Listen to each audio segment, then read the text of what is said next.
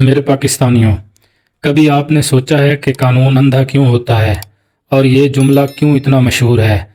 क्या ये अच्छा नहीं होता कि कानून की भी दो आंखें होती और वो ये देख सकती कि माशरे में कितने जुल्म और नाइंसाफ़ी हो रही है, और क्यों हर बार ताकतवर और अमीर मुजरिम कानून से बच निकलते हैं? क्यों हमेशा गरीब और मजलूम लोग ही कानून के नरगे में फंस जाते हैं? मेरे पाकिस्तानियों, आज की इस वीडियो में हम आपको बताएंगे कि इंसाफ की देवी का क्या मतलब होता है और हमारा अदालती निज़ाम आज कहाँ खड़ा है। आपने अक्सर फिल्मों और ड्रामों में ये पुतला ज़रूर देखा होगा। इसकी तारीख बहुत पुरानी है।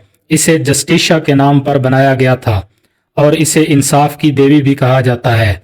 मेरे पाकिस्तानियों, इसकी आंखों पर काली पट्टी का मकसद होता है कि इंसाफ की देवी ये नहीं देख सकती कि इसके सामने कौन खड़ा है, वो किस ओहदे पर है, वो कितना ताकतवर है और वो कितना अमीर है, और सिर्फ इस बुनियाद पर फैसला करे कि इसके सामने क्या क्या सबूत पेश किए गए हैं, और अपनी जाती पसंद नापसंद देखते हुए सिर्फ हक सच पर इंसाफ कर सके। और जज ये साबित करे कि कानून अंधा होता है, जज अंधा नहीं होता।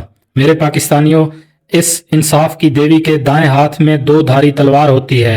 इस दो धारी तलवार का मतलब है कि इंसाफ की देवी कानून के मुताबिक और इंसाफ पर मबनी फैसले करने की ताकत रखती है। इन फैसलों को लागू भी करवाती है और इंसाफ पर मुकम्मल अमल दरामद करवाने की भी ताकत रखती है।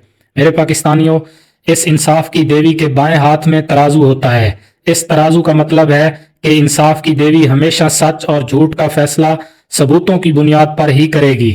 जिस फरीक के पास ठोस सबूत होंगे, इसका पलड़ा भारी होगा और वो जरूर इंसाफ हासिल कर सकेगा। मेरे पाकिस्तानियों, इंसाफ की देवी के पैरों तले एक कुचलता हुआ सांप दिखाई देता है, जिसका मतलब है कि इंसाफ की देवी हर शैतान नुमा मुजरिम को कुचल सकती है और बगैर किसी से डरे और बगैर किसी खौफ के मजलूम और गरीब को इंसाफ फराहम करती है और मुजरिम को सजा सुनाती है और इस पर अमल दरामद भी करवाती है ताकि मजलूम को इंसाफ मिल सके और उसकी भरपाई हो सके।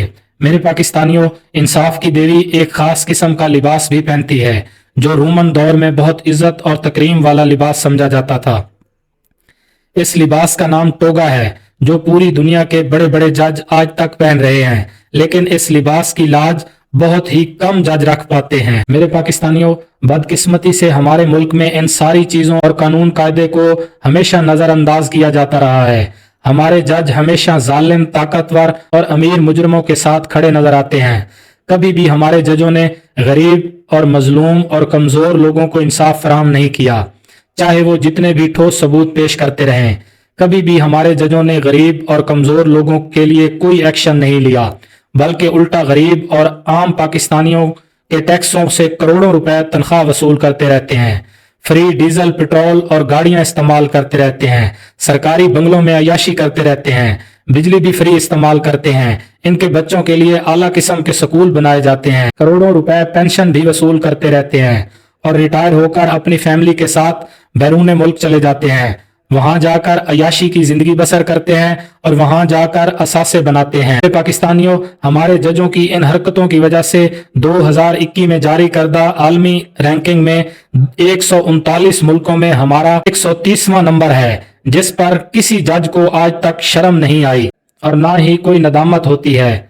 ना ही कोई जज बतौर मुसलमान इस बात पर गौर करता है कि अल्लाह ताला ने दुनिया पर हमें इंसाफ की कुर्सी पर बिठाया है और हम दुनिया में उसके इंसाफ मुहैया करने वाले नुमाइंदे के तौर पर काम कर रहे हैं और मरने के बाद अल्लाह ताला को जवाबदेह भी होना है।